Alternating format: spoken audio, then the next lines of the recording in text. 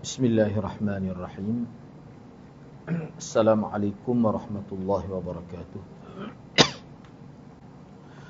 Alhamdulillahi rabbil alamin. Wassalatu wassalamu ala ashrafil anbiya wal mursalin. Nahmaduhu wa nasta'inuhu wa nastaghfiruh. Wa na'udzu billahi min shururi anfusina wa min sayyiati a'malina. من يهده الله فلا مضل له ومن يضلل فلا هادي له رب اشرح لي صدري ويسر لي أمري واحلل عقدة من لساني يفقه قولي أما بعد. Alhamdulillah, bersyukur kepada Allah Subhanahu wa taala kerana pada malam ni dapat bersama. Insya-Allah pada malam ni saya akan sambung perbincangan Sunan An-Nasa'i bab yang ke-42, Ar-Rukhsah fi Dhalik, yakni kelonggaran salat di kandang unta. Imam An-Nasa'i telah mengemukakan satu hadis di bawah bab ini, iaitu hadis yang ke-736. وبه قال أخبرنا الحسن بن إسماعيل ابن سليمان قال حدثنا هشيم قال حدثنا السيار عن يزيد الفقير عن جابر بن عبد الله قال رسول الله صلى الله عليه وسلم جعلت لي الأرض مسجدا وطهورا أينما أدرك رجل من أمتي الصلاة صلى. Imam An-Nasa'i dengan sanadnya telah meriwayatkan hadis ini daripada Jabir bin Abdullah. Katanya, Rasulullah sallallahu alaihi wasallam telah bersabda, bumi dijadikan untuk saya sebagai tempat sujud dan bahan bersuci. Sebenarnya terjemah bahan bersuci itu dia ada satu lagi, cuma saya pun tak tahu nak terjemah macam mana. Tahur ni dia ada makna bersuci tu acap kali. Maknanya satu debu tu boleh digunakan untuk berkali-kali. Dia ada makna itu. Ataupun tempat yang sama kita tepuk tu, makna selepas habis tu kita boleh tepuk pula tempat yang sama. Itu makna tahur. Tak apalah kuku mana pun dalam sesetengah syarah dia sebut begitu saja. Saya ambil bahan bersuci. Oleh itu, di mana sahaja kamu sempat dengan waktu salat, maka salatlah di situ. Ini sebenarnya sebelum kita pergi pada perbincangan asalnya hadis ini berkait dengan kehidupan di zaman Nabi dulu. Bukanlah ada tempat salat yang banyak seperti tempat kita. Jadi kita ni, jadi maknanya kalau di tempat kita ni kita nak laksanakan perintah ini lebih mudah. Kita pergi ke mana-mana, dilaungkan azan, tanda masuk. Mana-mana pun boleh kita salat. Bahkan kalau kita bercakap dalam konteks kita di Kelantan lah, boleh dikatakan setiap jalan tak ada surau, madrasah, masjid. Tu. Bahkan kalau kita guna dia punya internet wave tu, dia ada sebut ya. Kita boleh tahu kawasan itu ada masjid di sekitar laluan kita. Maknanya zaman kita lebih mudah lagi untuk amalkan hadis ini. Cumanya yang dimasukkan hadis ini sebenarnya adalah berkait dengan mana tanah biasa, bukan masjid. Mana kalau kamu pergi ke mana-mana, zaman Nabi dulu pada pasir. Di mana saja masuk waktu salat, kamu semayalah di situ, tak ada masalah. Mana di atas tanah itu. Sebab tu dia ada pula perbincangan selepas ini, maknanya salat di atas tikar tu harus. Sebab dulu sahabat biasa salat di atas tanah, di atas pasir begitu ya. Tidak jadi masalah. Selepas ni kita tengok bagaimana Umar bin Abdul Aziz, walaupun dia hafal tikar, dia letak juga debu atas tikar dia tu. Sampai begitu sekali. Tak ada orang buat begitu. Tak apalah, kita tengoklah selepas ni. Baik. Perbincangan dan pedoman hadis. Yang pertama, hadis bab adalah sebahagian teks yang telah disebutkan pada hadis nombor 432. Jadi kena rujuk sendiri. Kalau hadis ada hadis 432 tu, jauh dah lah kita ketinggalan meninggalkan hadis itu. Tu sebenarnya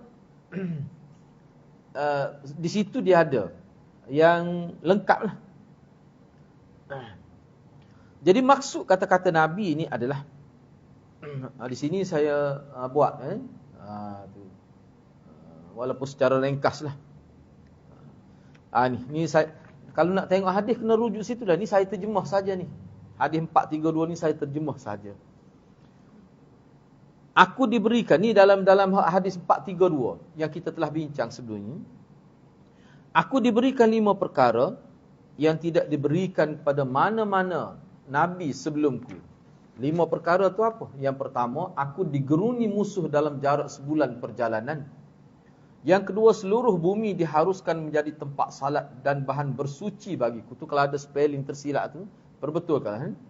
Bagi sesiapa sahaja di kalangan umatku yang sempat dengan waktu salat, di mana sahaja mereka berada, maka salatlah di situ. Yang ketiga, jarak yang kedua itulah sebenarnya yang terdapat dalam hadis ni. Jadi hadis selengkapnya adalah hadis 432.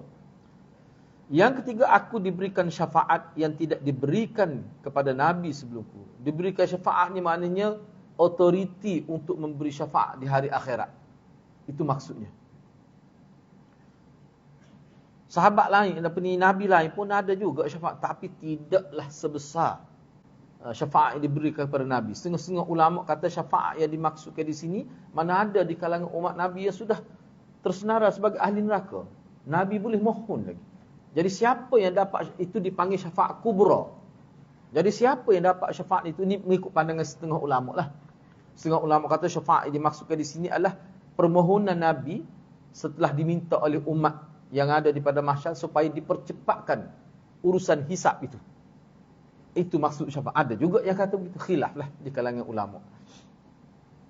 Yang keempat, aku dibangkitkan menjadi nabi kepada seluruh manusia, sedangkan nabi lain hanya diutuskan untuk kaum mereka sahaja. Dalam riwayat, musannif telah terjatuh perkara kelima, iaitu dihalalkan kepadaku ghanimah yang mana ia tidak dihalalkan pada sesiapa sebelumku. Kenyataan ini sabit dalam sahihain. Jadi maknanya yang riwayat daripada Imam Nasa'i ini dia tertinggal poin yang kelima tu. Boleh rujuklah semula hadis 432 tu. Tapi dalam Bukhari Muslim ada disebut 5 perkara ni termasuklah ghanimah tu. Dan sebenarnya isu ghanimah yang dulu diharamkan, tidak dihalalkan, tidak dibenarkan, sebenarnya bukan hadis ini saja. Banyak lagi hadis lain yang sebut tentang ghanimah tu sebagai satu bentuk sebagai satu bentuk kita kata syariat yang berbeza dengan umat terdahulu, dan ini merupakan satu kelebihan. Jadi masjid yang dimaksudkan dalam hadis adalah tempat salat jika tempat itu zahirnya tidak ada najis. Makna di mana sajalah. Sebab itulah sebenarnya kalau kita tengok fenomena ini, misalnya saya tengok dalam internet lah di negara barat, mana umat Islam, kerana di sana dia tidak adalah masjid, surau, madrasah, tempat solat. Kita ni di tempat pam minyak pun boleh solat. Sebanyak mana ada tempat pam minyak, sebanyak itulah ada tempat solat. Tak kira lagi masjid, surau secara khusus. Tapi di luar negara, di negara bukan Islam, tidak ada. Jadi umat Islam solat di kebun bunga, atas rumput gitu ya. Di tepi jalan bila dia tengok tidak ada najis. Inilah yang dimaksudkan dalam hadis ini. Sebab tu kita, dalam keadaan kita berada kita kata di Malaysia, di Kelantan, untuk kita amalkan hadis ni tu sebenarnya lebih mudah. Sama ada kita musafir ke tidak musafir ke, tidak jadi masalah. Bahkan tak tahu nak pergi ke mana, banyak sangat. Ya. Baik. Yang kedua, apakah maksud tahura? Masjidan wa tahura itu. Jadi tahur itu apa maksud? Asal makna tahur adalah suci daripada hadas. Itu asal maknanya. Namun yang dimaksudkan di sini adalah debu daripada mana-mana bumi adalah boleh dijadikan bahan bersuci. Maknanya untuk bertayamum. Inilah yang menjadi mahal istidlal. Mahal istidlal ni maknanya tempat yang dijadikan sebagai dalil yang sesuai dengan tajuk Imam Nasa'i. Di situlah. Tu. Tahur itu. Jadi mahal istidlal musannif ni maknanya penyusun kitab ni Imam Nasa'i lah. Dalam kenyataan beliau, rukhsah salat di A'tan itu. Ingat ada A'tan tu. A'tan ni kita nak terjemah tak boleh dalam bahasa Melayu kita. Sebab tu saya terpaksa guna yang asal itu. Cuma A'tan ni makna satu kawasan yang ada air. Bila unta dia minum air di situ, dia akan duduk di situ. Tempat tu dia panggil A'tan. Kalau marbat itu kandang dia. Kalau marbit itu kandang dia. Tapi sini bukan maksud kandang ini. Tu, ya. Jadi walaupun di kawasan A'tan pun kalau dilihat tidak ada najis secara zahirnya, boleh jugalah kita salat di situ. Nak guna tanah-tanah di sekitar itu sebagai alat untuk kita bertayamum, boleh. Kalau tidak ada najis. Itu mahal istidlal. Tempat yang hendak dijadikan dalil dalam hadis ini, itulah tempatnya. Mahal istidlal yang dipakai oleh Imam An-Nasai adalah melihat kepada keumuman hadis ba'. Jadi hadis ba' ini sebut secara umum. Apa dia? Bumi di mana saja. Dia tidak sebut kandang ke, A'tan ke, ataupun tempat mana tu. Asalkan bumi dan tidak ada najis, maka boleh salat di situ. Kita nak salat di tempat lain tu, seperti yang kita bincang dah sebelum ni, takut bahaya, ada unta dan sebagainya. Hak tu hal lain. Nak yang ni harus. Boleh. Mana sah salat itu. Kalau saya cari tempat lain sikit, jauh sikit. Tapi kalau tak ada tempat, di situ pun boleh. Itu maksudnya. Namun ada kalangan ulama yang membuat kritikan dengan mengatakan sepatutnya hadis umum digunakan untuk umum dan hadis khusus adalah untuk kes yang khusus seperti yang disebutkan dalam bab larangan salat di A'tan. Jadi sepatutnya hadis ni yang menyebutkan bahawa ju'ilat liyal ardu masjidan wa tahura. Hak ni hadis ni umum. Jadi hadis yang larangan salat di A'tan tu kena pakai secara khusus lah. Hak umum tu umum. Tapi di situ tak boleh sebab ada hadis khusus sebut. Ada ulama yang kata begitu. Tetapi bagi Imam Nasai, dia beristilah, dia kata betul. Tidak boleh tu apa sebab? Hukum ni mesti ada sebab. Sebabnya kerana tadilah yang kita bincang dah pada minggu lepas, kerana mungkin bahaya ataupun dia bila ramai unta tu dia boleh jadi liar. Mana sebab baik. Mana kalau sebab itu tidak ada, mana di tempat itu pun harus juga. Itu. Dan kita kena ingatlah, ada juga setengah ulama dia kata kita pakai zahir. Tak tahu sebab apa, tetap tidak boleh. Dan kita jumpa kan, minggu lepas ada beberapa ulama, beberapa kalangan ulama yang katakan tak boleh, tak tahu alasan pun, tak tahu alasan. Memang tak boleh secara mutlak. Itu kecuali tidak ada tempat lain. Mutlak tu maksudnya selagi ada tempat lain, jangan salat di situ. Itu maksud dia. Walau bagaimanapun di sini kita nampak bahawa Imam Nasai dalam konteks pemahaman fiqh beliau, mana di tempat yang kita katakan A'tan itu pun boleh juga selagi tidak ada najis. Jadi dalil mana yang dia pakai? Dalil umum. Jadi yang dalil khusus tadi, kalau ada sebab yang khusus. Apa? Najis ke? Ataupun bahaya ke? Boleh jadi unta tu jadi liar selepas minum air. Dan fenomena tu kita tak tahu lah sebab kita tidak hidup. Tapi mengikut ulama, kenapa dibezakan marbit ni ataupun marbat ini dengan A'tan? Kita bincang dah minggu lepas. Yang dikatakan di kandai itu boleh.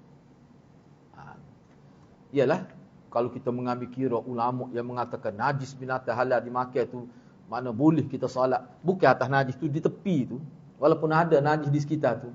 Tu lagilah luas lah bab tu. Tapi dalam mazhab Syafi'i dia tidak pakai begitu. Ialah kita sendiri pun kalau ada walaupun najis kambing pun, kita elok pergi salat ni. Tak semaya di kandang kambing. Dia gini.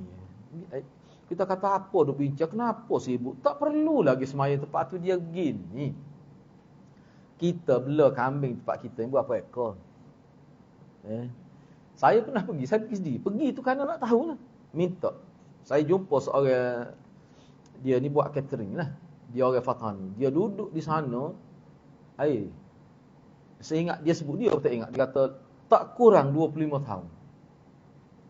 Dia buka catering ni sehingga dia bekalkan makanan kepada jemaah haji, umrah dan sebagainya. Jadi kebetulan hari itu dia nak pergi ke tempat beli kambing untuk inilah, untuk bayar dam dan sebagainya lah. Saya minta pergi, dia kata boleh.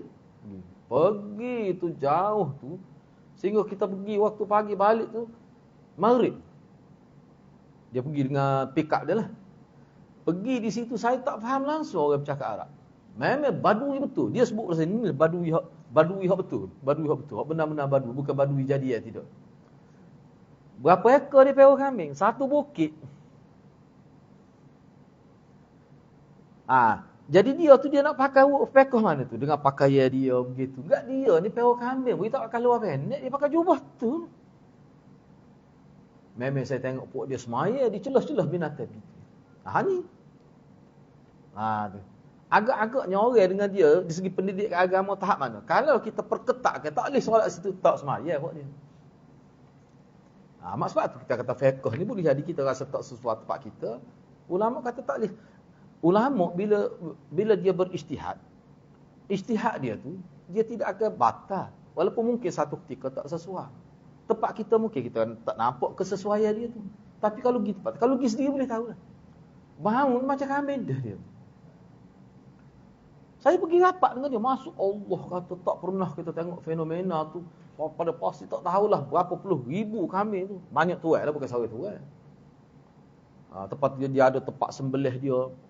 Jadi kalau bagi yang berada di tengah-tengah pada pasir tu, dia nak salat macam mana? Inilah sebenarnya kita nampak agama kita, hak Nabi sebut tu, dia jadi sesuatu orang rasa, anggap mudah agama tu. Itu perlu kita faham. Jangan kita kira kita ni kira tempat kita je. Jadi hak ada lah hadis kita kira tak sesuai berlaku.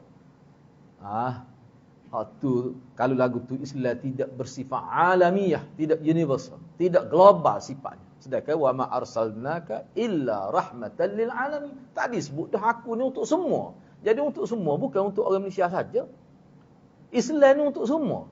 Mazhab ni hadir. Maknanya mazhab ni satu alir dia dalam bab-bab tertentu. Sebenarnya yang mana mazhab ni timbul selepas, kalau Imam Syafi'i enggak, selepas dia Imam Syafi'i pun tidak tahu dia ada mazhab sebesar ini. Dia pun tidak tahu. Sebab tu kita jangan lebih-lebih dalam bab mazhab ni, sehingga tak boleh terima mazhab lain. Kalau ada pendapat yang kuat dalam mazhab lain, kena terima mazhab kita lagi, walaupun mazhab kita pendapatnya sangat lemah. Tu siapa dia ajar tu pendapat gitu. Salah tu mikir gitu tu. Saya nak sebut satu contoh, biarlah. Saya tidak nak sebut nama dia, saya tak sebut. Jawatan pun saya tak sebut. Kalau sebut jawatan, orang kenal dia. Dia timbul satu isu, binatang jatuh dalam telaga. Binatang jatuh dalam telaga. Mana binatang itu mati, mana bangkai lah. Tetapi binatang itu masih tidak repuk lagi. Masih dalam keadaan tubuh yang kita kata masih sempurna lagi. Jadi macam mana dengan air telaga itu? Soalan ni dalam radio lah. Apa jawab ustaz ni? Saya sebut umum gitu. Dia kata kena buang dia punya najis. Sedangkan najis itu, binatang itu masih lagi dalam keadaan baik, tidak hancur, tidak sudah sebati dengan air itu. Dia kata macam mana? Kena keringkan air telaga tu. Kemudian kena dibiarkan naik keluar air mata lain sehingga beberapa hari baru boleh digunakan. Baik, tak apalah. Jadi bila begitu ada pelajar universiti tanya dia. Selepas tu bukan tanya dia tu, tanya dia selepas tu. Dalam program sebab dia interaktif, dia boleh telefon lah. Bagaimana? Sedangkan dalam hadis kalau hadis ada khusus bab tu. Binatang jatuh dalam telaga, binatang ni tak repuk lagi. Mana tidak hancur lagi. Nabi kata buang air najis, kemudian buang 3 timba, kemudian beriakan seketika. Semua itu yang Nabi sebut itu maksudnya air itu tidak berubah rasa, tidak berubah warna. Buang air najis, timba 3 timba, tengok air itu ada bau, berubah ke tidak bau, rasa, warna. Kalau tak berubah, terus boleh guna. Jadi mutlak air itu. Apa jawab ustaz ni bila dikemukakan hadis? Air dia kata kena pakai kitab fiqh. Berat tu. Tak kena begitu. Hadis tu jelas sebut. Isu kalau binatang sudah repuk, sudah daging dia pusus batin air, itu hal lain. Itu hal lain. Bahkan kalau kita tengok dalam konteks sekarang ni, dia perlu dimatikan dengan kaedah moden. Sebab mungkin dia ada bakteria, ada kuman dan sebagainya. Tu. Sebab gini, kita kena ingat. Sebab saya pernah bawa contoh air. Sebab kalau kita bincang tentang perkara-perkara gini, dia banyak berkait juga dengan sains perubatan. Saya pernah bawa contoh air, yang mana orang yang boring tu kata air ni bersih, segar, bugar, dia kata kalau minum air. Saya bawa lah sampel air tu pergi ke tempat makmal dia lah. Apa ni, di Panji. Pergi situ, dia cek, dia kata tak boleh, bahaya. Dia menyebabkan kena penyakit kulit. Air ni selepas 3 hari, rupanya dia kandungan magnesium tu banyak dalam air tu. Walaupun memang nampak putih, tak bau pun. Maknanya, kena ambil kira tu. Sebab tu dalam bab air ni, kalau dalam kitab baru, hak saya sebut, Tawdihul Ahkam itu, dia kata, dia kena, bukan semok semula, apa yang Nabi sebut betul, berubah tu, berubah warna, berubah rasa, bau. Perubahan ni boleh jadi dulu, perubahan tu macam. Jadi kalau hak tadi, bahagian yang analisa air tu, dia kata air ni dia tidak berubah selalu, beberapa hari dia berubah. Makna berlaku juga perubahan. Hak tu Nabi sebut tu orang panggil mukjizat. Kalau dulu tengok tak berubah, okey, tapi sekarang tak boleh gitu. Hari ni tak berubah, besok tak berubah, boleh ada seminggu berubah itu. Sebab apa? Ada kandungan magnesium. Maknanya air itu tak boleh guna walaupun bersih. Kita pakai hadis juga tu. Berubah rasa, berubah warna. Cuma dulu tidak ada kajian. Tengok berubah tu dengan mata kasar saja. Mana perubah? Itu sebenarnya dia kesal dia tu. Jadi Nabi sebut awal lagi. Bila ada teknologi kajian moden, maknanya dia mengiyakan apa yang Nabi sebut. Cumanya dia jadi lebih luas maklumat itu. Itu. Baik. Jadi maknanya hadis yang bab yang ke-42 ni, maknanya bolehlah kalau mengikut fiqh Imam Nasa'i. Khilaf lah, maksudnya khilaf. Boleh tu apa maksud? Harus. Apakah terbaik salat di situ? Tidak. Ulama tidak kata begitu. Kalau ada tempat lain, lebih baik cari tempat lain. Cuma boleh. Sebab tu saya bawa contoh orang yang hidup di kawasan pada pasir tu, golongan Badui yang Islam tu hidup dengan kambing, dia tidur di situ. Pak cik daripada Fatani sebut, dia kata orang Badui ni di bawah pokok tu lah, pokok ada di situlah tempat dia tidur. Dan tidur tu di kawasan kambing tu lah. Dia balik di rumah ni sekali-sekala. Tu. Dia tak tinggal kambing dia tu. Tinggal kambing, tak ada lah kambing tu. Dia tak tinggal. Itu kita kena tahu tu.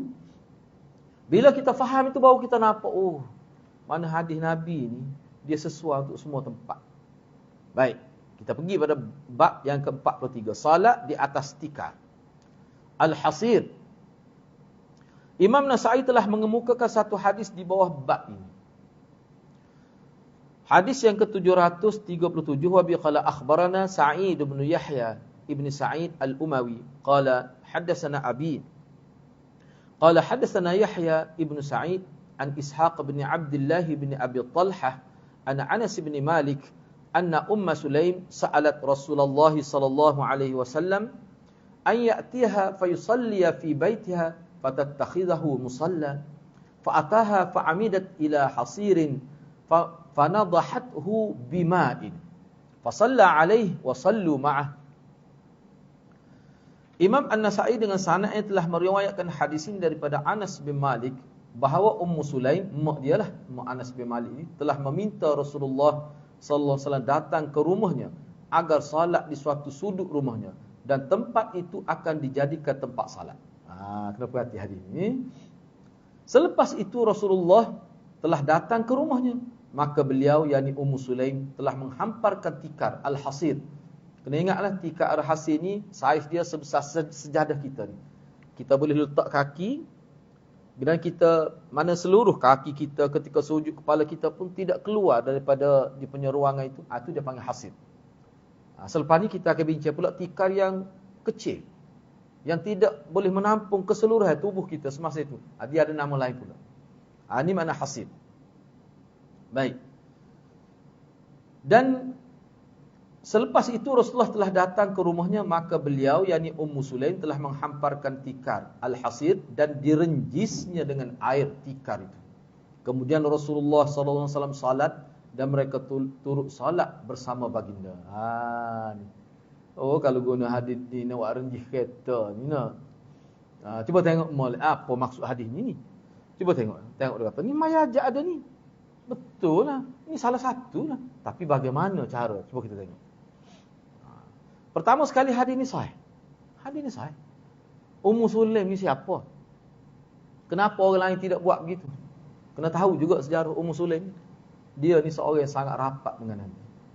Hari pertama Nabi pergi, dia bawa anak dia, Anas bin Malik. Jadikanlah dia sebagai khadam Rasulullah.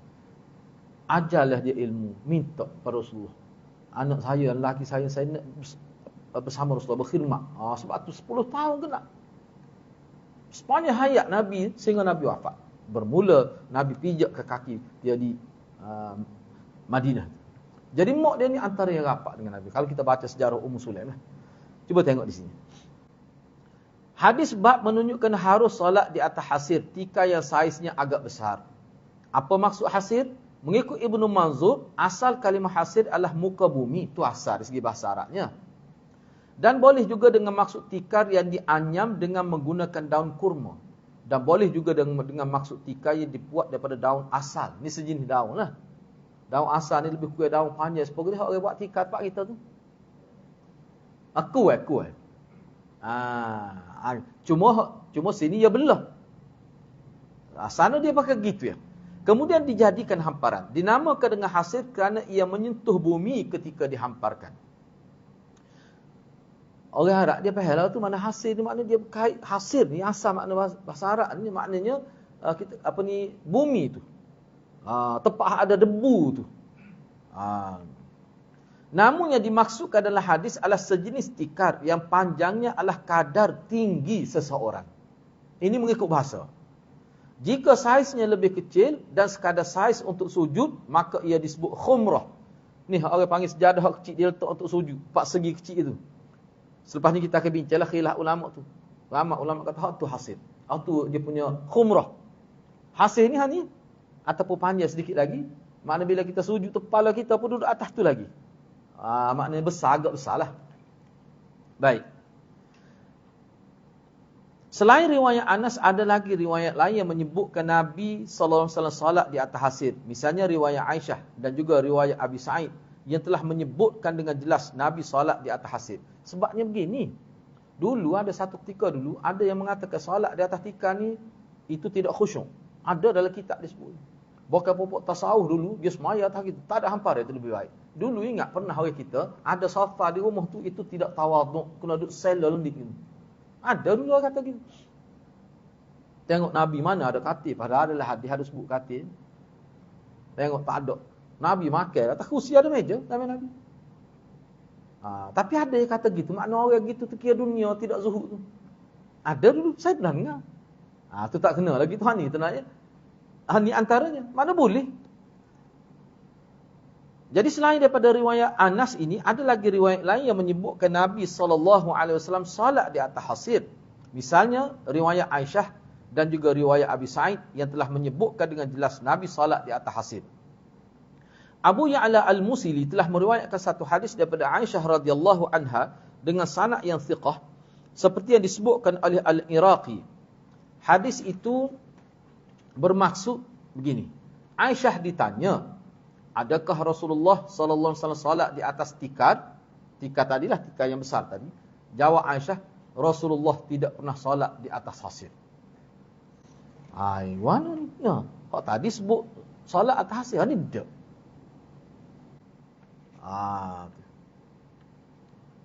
Jadi zahir kenyataan Aisyah dalam hadis ini bercanggah dengan beberapa riwayat lain yang menyebutkan baginda sallallahu alaihi wasallam salat di atas hasir. Bagaimana hendak menjamakkan antara hadis-hadis berkenaan? Sebab ada kata dok, Aisyah kata dok. Para ulama menyatakan bahawa apa yang disebutkan oleh Aisyah adalah berdasarkan apa yang beliau ketahui. Riwayat yang menyabitkan hendaklah diutamakan berbanding dengan riwayat yang menafikan. Seperti Aisyah menafikan Nabi kencing dalam keadaan berdiri. Aisyah kata tak pernah. Dia nafikan sekerah-kerahnya. Padahal riwayat yang Nabi kecil berdiri yang sahabat lain riwayat itu sahih. Sebab tu ulama kata sebab riwayat tu berlaku di luar rumah. Hak Aisyah dia sebut tentang Nabi tu di rumah. Itu. Jadi sebab ulama ni begini, sikap ulama selagi hadis tu sahih dia tidak akan tolak mudah-mudah hadis tu. Mana kena lihat hadis tu dalam konteks yang berbeza lah. Itu cara dia. Sebab ni pun begitulah juga. Baik. Hasir yang disebutkan dalam ayat 8 surah Al-Isra dengan makna penjara, bukan dengan makna tikar. Waja'alna jahannama lil kafirin hasira. Takut silap. Sebab tu dia kena tahulah. Banyak kalimah Quran gini. Tu hasir juga tu. Tapi ni makna penjara tu. Jahannam tu, neraka jahannam, penjara pada orang kafir. Bukan hasir kita bincang saja sebut tu. Takut kita tengok bukan boleh kira. Buh nama anak Hamim. Sebab dia kata ada Al-Quran Hamim. Tu Hamim lah. Tu. Hamim tu lain Hamim. Ni Hamim tu air dalam neraka tu. Tak boleh. Kena tengok juga tu. Dia bunyi Hamim. Dia gitu, dia telah baca ada tu. Orang rakyat berkali ada ustaz ada Hamim tu. Fawatihus Suwar. Permulaan surah. Dia kata lah Hamim. Hamim ya mim.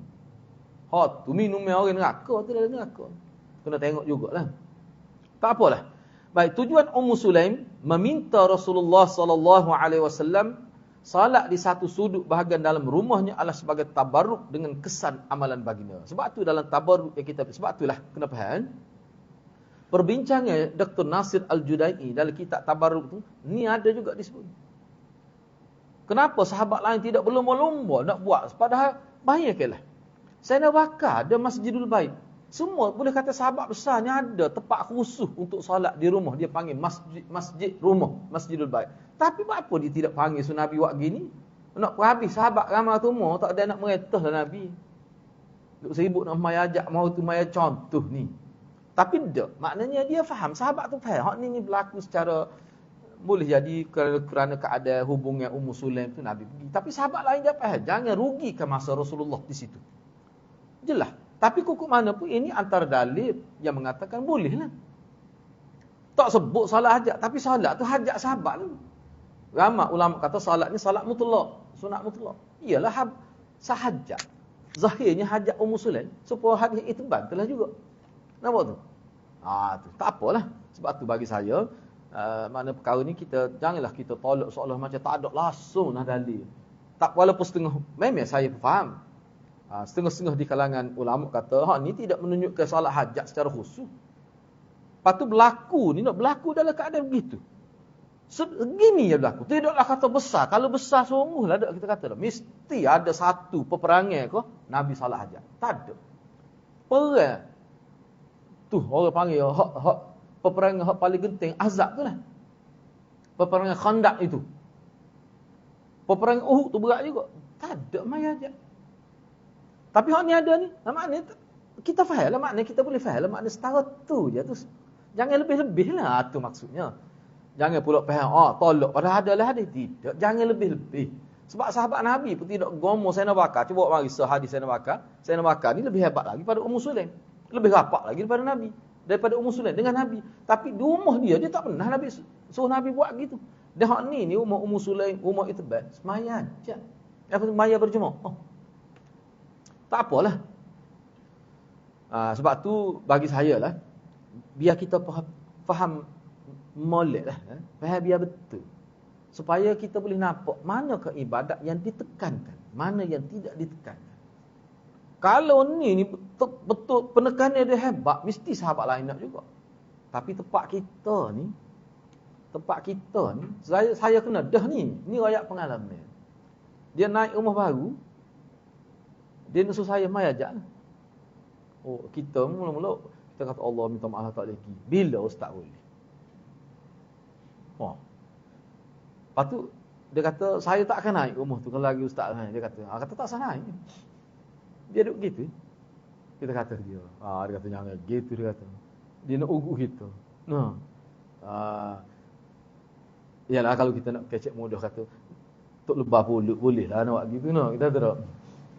Bukan semua orang boleh kita nak arah gitu. Biar agak faham agama tujuan. Bukan kita nak ayat kita besar. Biar faham buat tu. Kalau buat lah kadang tak faham kan. Kadang-kadang dia sanggup habis duit tepat hal tak sepatut habis duit. Hal tu kita tak sinya. Duk habis duit banyak situ. Misalnya kerana tu. Beribu sekali mai ajak tu. Biasa ya. Sepatutnya duit tu kalau guna tempat lain. Hak ni tak ada hak mana sahabat ada situ ya. Tidak kata backwah ni, tidak backwah ni. Tidak kenduri. Tujuan saya sebut bukan saya nak kata tak ada langsung. Saya terima salat hajat tu. Biar orang lain tak terima pun kita terima. Tapi kadarnya macam mana? Setara mananya? Sehingga ada perdana lah kita kata. Solat perdana. Kita nak ikut Nabi, kena tengok Nabi layani ibadat tu setara mana. Nabi sendiri buat ke? Nabi sendiri. Kita ni beli kenderaan kecil besar, motor pun panggil.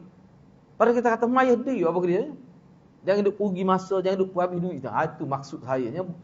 Tujuan dia sebut ni takut silap faham. Moga ni pun secara live supaya jangan biar kita faham hak mana yang Nabi tekan dalam ibadat. Nak bani mai ajak dengan mai tahajud mana besar? Mana besar? Tak ada. Hak tu paling besar tu. Bahkan ulama kata itu ibadat paling besar. Tolak jihad kan? Hak tu.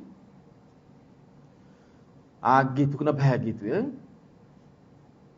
Kalaulah perkara ni sebesar seperti yang amal letak kita ni, mesti banyak riwayat.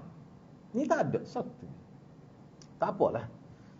Tapi kukuk mana perbuatan Ummu Sulaim ni, ulama sebut dengan je, ini salah satu tabarruk dengan Nabi. Tabarruk. Sebab Nabi hidup masa tu. Inilah kita bicara dalam kitab tabarruk tu. Perbuatan ni sahabat tak buat kepada Sayyidina Bakar. Padahal selepas Nabi wafat, Sayyidina Bakar lah sahabat paling lebih. Tapi dia tidak buat. Mana dia faham hak tu khusus untuk Nabi. Ni ada lagi ni. Selain hadis ini, Anas juga ada meriwayatkan hadis yang berkaitan dengan neneknya nama Mulaikah radhiyallahu anha. Maksudnya begini. Beliau telah mengundang Rasulullah SAW untuk jamuah khusus yang dibuat untuk baginda. Nenek pada Anas ini. Rasulullah telah datang dan menikmati makanan berkenan. Kemudian baginda bangun dan berkata, bangunlah kamu semua dan saya akan salat bersama kamu. Dia tulis saya tu jadi kadang-kadang besar tu, saya pun tak tahu nak ejah macam mana. Dia jadi dengan sendiri tu. Jadi yang sendiri ni bukan makna tidak ada pembuat. Dia kata bahaya ni. Ini kita bukan bicara dalam bab usuluddin ni, bab komputer. Dia ada tu cara nak buat. Tiba-tiba bersama, berjaya, jadi besar huruf tu. Dia orang yang pakar, dia boleh buat semua saya tak erti. Jadi tak ada nak ubah tu. Dia jadi sendiri tu. Kena cari orang pakar dia lah. Katanya mudah ya, tapi saya tak erti. Kata Anas, saya pun bangun lalu pergi mengambil hasir yang telah hitam kerana lama digunakan. Hitam tu di mana? Hitam tu tempat sujud. Disebut dalam syarat. Oleh itu saya merenjiskan yang ni. Renjih air ni dengan maksud untuk melembutkan tikar. Sebab tikar tu dibuat daripada daun pokok. Bila kena muka panas, jadi kerah. Renjih tu tujuan tu. Jangan ambil air asing renjih situ.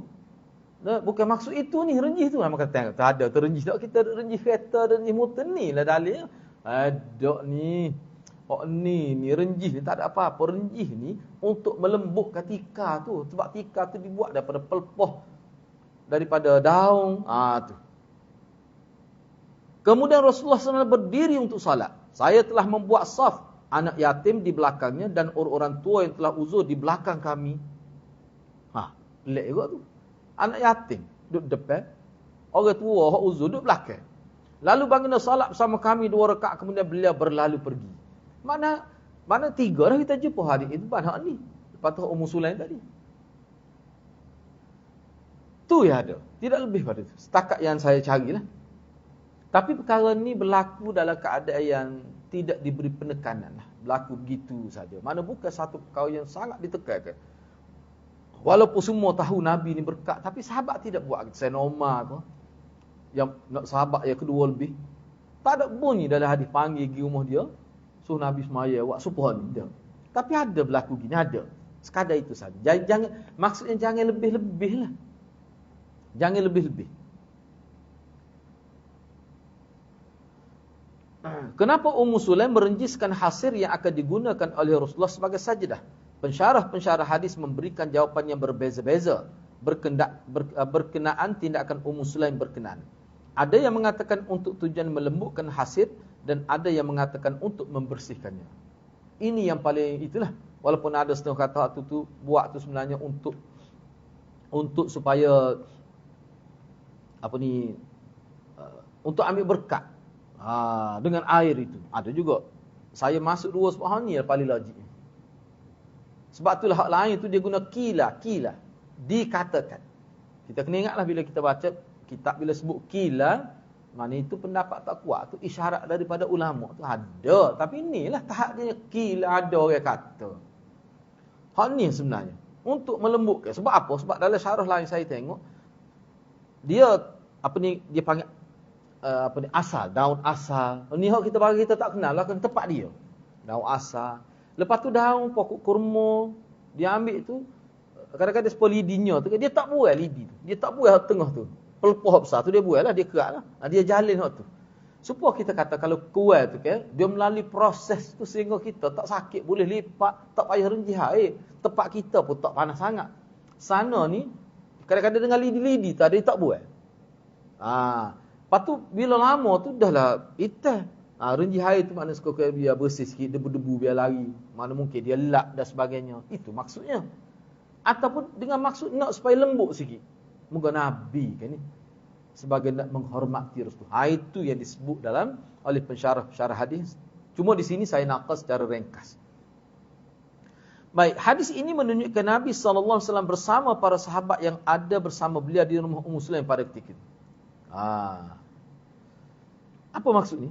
Mungkin bahasa. Hadis ini menunjukkan Nabi SAW bersama para sahabat yang ada bersama beliau. Makna perkara ini berlaku secara tidak dirancang pun. Sebab tu saya kata perkara ni bukan perkara yang ditekankan. Sebab tu ulama kata Nabi solat berjemaah. Ya, betul di sini. Tapi dengan siapa? Dengan para sahabat yang kebetulan ada di rumah tu. Tu ya. Kenapa hal itu? Makna ini bukan acara rasmi, bukan acara khusus, jemputan khusus. Tidak.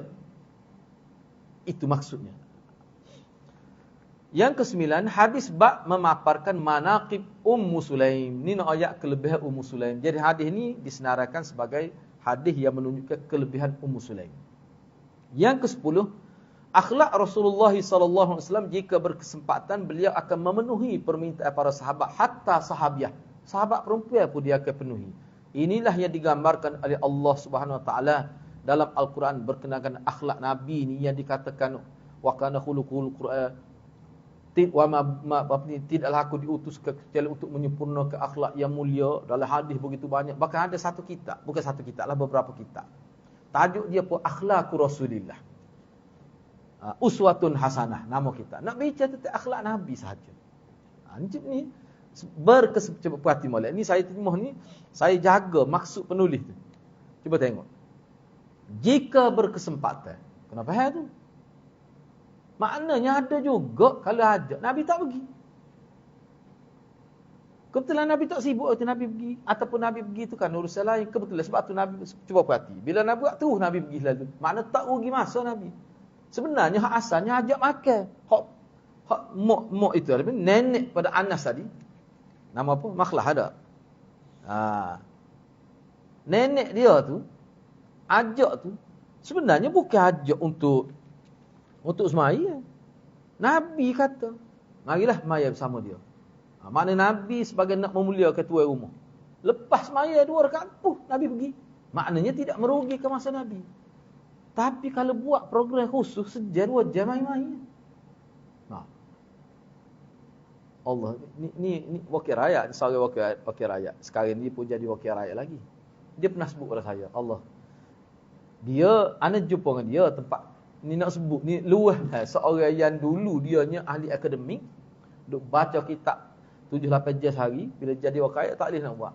Satu hari saya pergi semaya solat jenazah lah, kita pergilah sebab sahabat kita juga. Tiba-tiba ada dia. Kecek dengan dia. Kata ustaz, mari pukul berapa lah? Lama dia kata. Nyawa ayat kita masa ni mari tunggu dekat 2 jam. Dia wakil rakyat tu. Wakil rakyat ni 2 jam masa dia dengan 2 jam masa kita tak sama. Saya pun fikir apa masyarakat layak wakil rakyat lagu ni. Jadi habis masa begitu dia. Buat nak banyak pada kita semua. Tak boleh lah tak mari kat. Dekat ni pilihan raya ni. Ni penyakit masyarakat. Perlu dididik dengan baik. Masyarakat perlu dididik dengan baik. Perkara gitu tak payah wakil rakyat. Jangan hidup rugikan masa dia. Kecuali wakil rakyat memang dia tak ada kerja. Tapi wakil rakyat dia bimbang takut tak kata. Panggil tak mari. No. Macam-macam pula kata. Bahaya juga sistem pilihan raya ni. Dia jadi gitu, tamu-tamu dekat itu pergi, sakit perut, pergi lagi. Nah, dia sebut pada saya. Saya nak sebut ni, dia sebut pada saya. Dia kata, Ding, sebab dulu ni saya pernah belajar bahasa Arab dengan dia. Dulu. Dia ni hebatlah. Baik. Dia kata, sekat jadi wakil ayat, dia kata. Kadang-kadang buka kitab time jalan jam. Ni pagi klik malam, tak ada sibuk. Tu dia duk mikir, dia kata saya pun duk mikir, anak duk mikir untuk akhirat nak jadi wakil ayat ke tak. Tak ada nak klik kitab. Sebab dia jiwa dia gitu. Tak apalah, cuma saya nak sebab tujuan saya sebut ni supaya masyarakat kita faham. Wakil rakyat ni tugas apa? Pemimpin. Jangan kita bazirkan masa dia. Seperti Nabi. Ini bukan satu program khusus ni. Jangan silap faham. Nabi selepas asalnya panggil kenduri. Makan pun dia buat untuk beberapa orang. Sudah makan, Nabi pun bangun. Mari, salu. Mari. Nabi suruh semaya. Semaya bersama aku. Semaya. Lepas tu Nabi pergi. Ringkas saja. Seperti hadis tahnik ada satu kisah berlaku tu. Sahabat nak suruh Nabi tahnik anak dia. Bahkan hak bawa tu bukan ayah dia pun, ayah dia tak ada tu. Jiran dia tu bawa. Nabi duduk tanah, bukan dalam rumah. Nabi kata, Nabi pun basuh tangan. Masa tu Nabi dia sedang cop punggung unta tu, cop sedekah zakat. Kerana pada mana binatang-binatang yang akan disembelih pada 10 Zulhijjah tu, Nabi cop dulu. Biar orang tahu, ni kalau terlepas ke apa, kena hantar balik. Ni milik kerajaan. Pada waktu tu dalam riwayat sebut, Nabi tak akan maju. Cuma Nabi letak kain sebar. Sehingga nampak di sikit ni pinggan Nabi. Moga tidak lengkap sebar baju. Nabi basuh tangan. Nabi kata, gapo dia bawa? Tamang dengan Zamzam. Nabi buat sambil berdiri. Tepi tempat binatang tu. Nabi buat seperti mana biasalah Nabi buat. Kemudian Nabi kata, Allahumma barik. Allahumma bariklah. Allahumma barik fih. Ya Allah berkatilah budak ni. Jadi, orang tu pun klik sama dia. Tu tahnik. Nabi pun teruskan kerja dia. Tak rugi masa. Tu cara ajaran Nabi. Jadi kalau tepat nak habis masa mana? Dia ada pula. Kalau kita habis masa pun, tak apa situ. Tak klik rumah, tak apa. 10 akhir Ramadan. Etikah tu. Baik. Gitulah hati-hati. Bab yang ke-44 ni, salat di atas tikar kecil. As-salah alal khumrah. Tadi hasir, tikar besar. Ni khumrah. Salat di atas tikar kecil. Imam An-Nasa'i telah mengemukakan satu hadis di bawah bab ini. Iaitu hadis yang ke-738. Wa bi qala akhbarana Ismail bin Mas'ud qala hadatsana Khalid an Syu'bah an Sulaiman yani Asy-Syaibani an Abdullah bin Shaddad an Maimunah anna Rasulullah sallallahu alaihi wasallam kana yusalli 'ala al-khumrah. Imam Nasa'i dengan sanad yang telah meriwayatkan hadis ini daripada Maimunah, ni isteri Rasulullah sallallahu alaihi wasallam, min ummahatil mukminin. Dia sebut, dia kata bahawa Rasulullah ni telah salat di atas khumrah. Tambahlah tu yang tikar kecil tertinggal tu. Rasulullah telah salat di atas tikar kecil, tambah tertinggal. Khumrah makna tikar kecil. Baik, cuba kita tengok nota baru tu 106 tu, muka surat 106 tu. Saya habiskan punya satu muka surat ni. Ini kita bincang secara ringkas. Pertama, hadis Maimunah radhiyallahu anha ni hadis muttafaq alaih. Yang dibawa oleh Imam An-Nasa'i di bawah bab ini menunjukkan keharusan solat di atas tikar kecil. Kan orang kita pun ada tikar kecil tu sekadar untuk sujud saja. Sebab dia gini, saya sendiri pun memang standby semua tu. Dululah. Sebab kita pernah pergi tu, memang busuk mengai dia punya kapek masjid. Kena sekali hot tu, standby macam tu. Ada saya bawa tu boleh lipat hot, tabung haji bui tu boleh lipat. Boleh poket boleh. Jadi kalau kita nak salat, kalau tengok nampak tak clear dia punya kapek tu dah, nampak ada masalah, kita lapik tu. Jadi maknanya hak tu dia panggil khumrah. Ada juga Nabi salat atas tu. Bukan hak besar gini saja. Maknanya contohnya ginilah, saya ambil contoh mudah. Ni biasa kita tengok di Mekah, di Mekah lah, di Madinah. Ramai kita jumpa. Bila nak salat, sebab dia salat atas tanah gitu. Dia saya sendiri pun secara peribadi kita suka di Mekah, mana kita suka salat atas tanah gitu. Kita teringat pada Nabi. Supaya Imam Malik buatlah.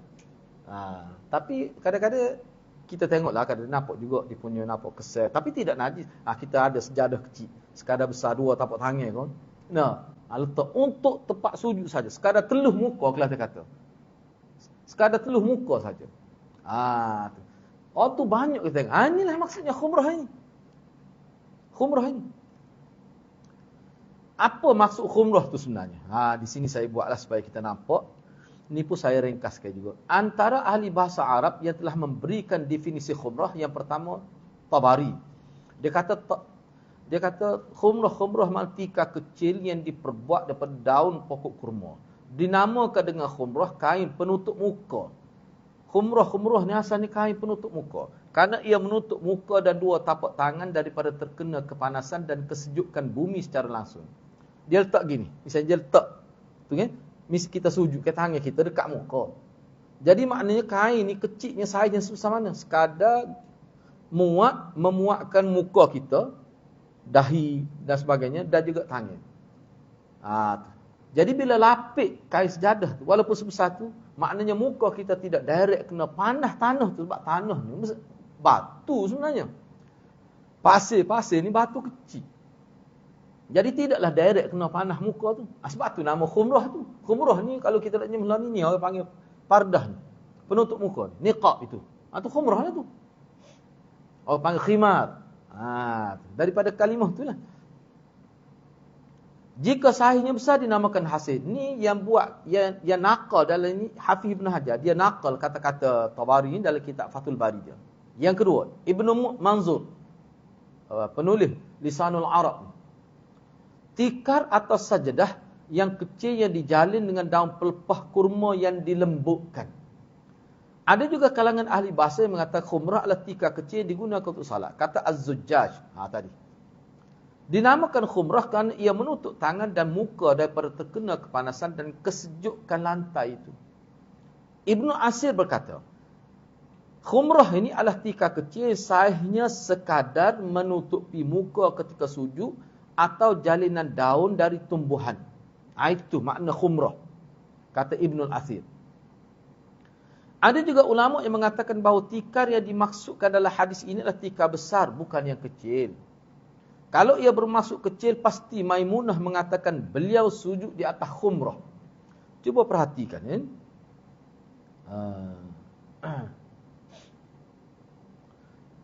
Cuba perhatikan. Cuba perhati semula.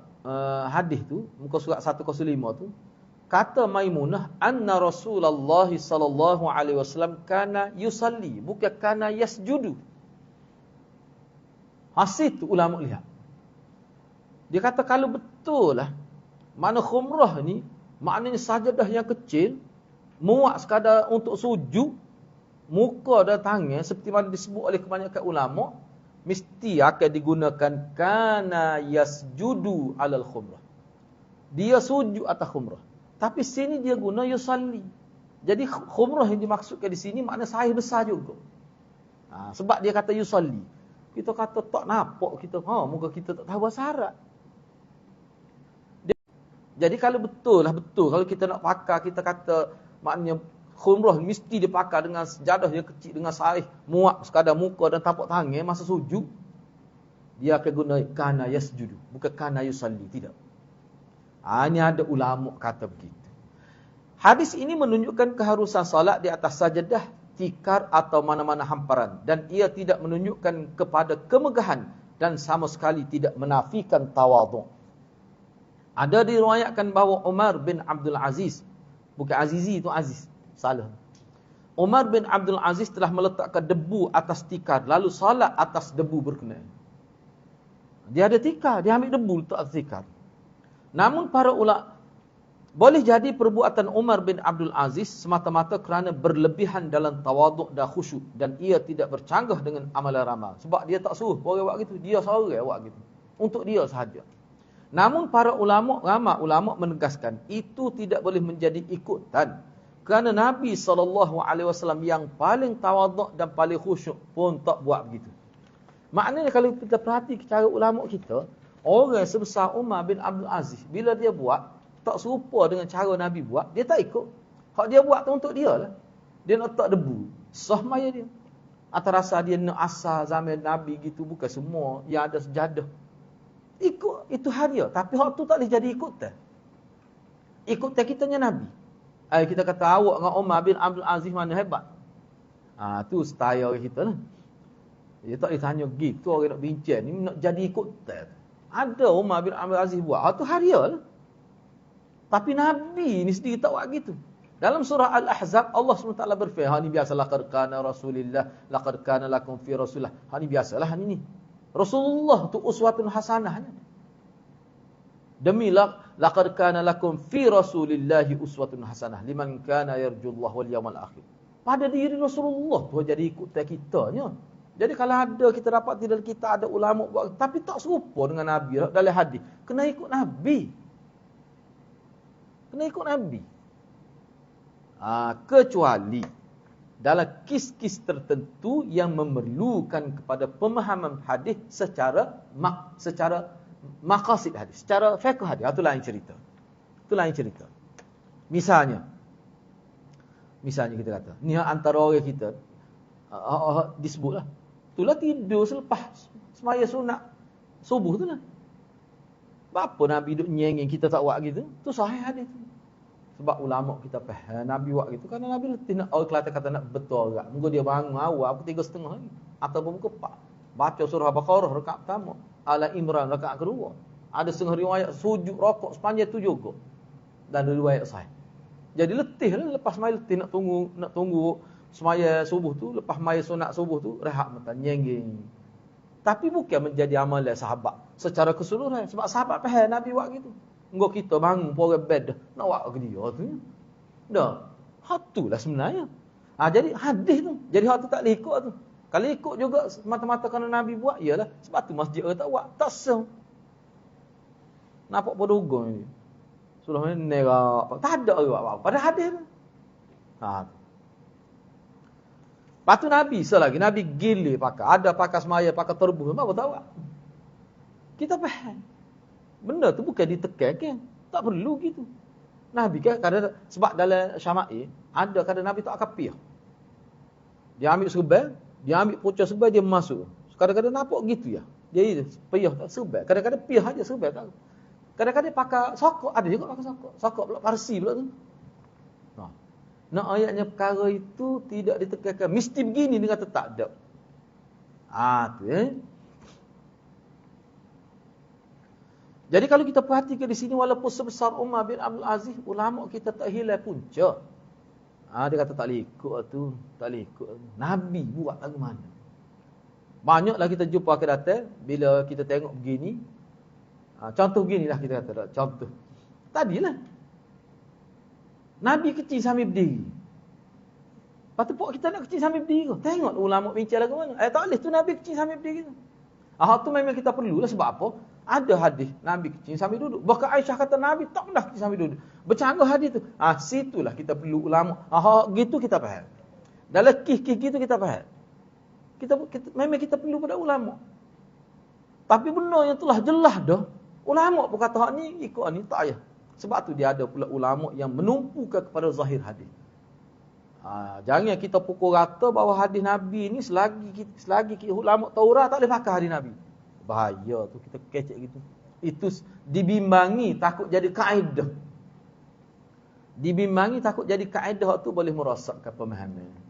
Begitulah hadis hadirat. Jadi hadis seterusnya solat di atas mimbar ini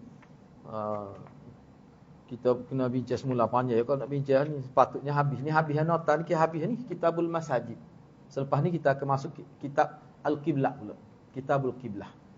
Jadi kita berhenti setakat tu dulu insya-Allah. Untuk bab yang ke-45 hadis 739 ni kita bincang insya-Allah dalam bulan Syawal lah insya-Allah. Mudah-mudahan Allah berkati kita semua. Aku qauli hadza wa astaghfirullahal azim li wa lakum. Wassalamualaikum warahmatullahi wabarakatuh.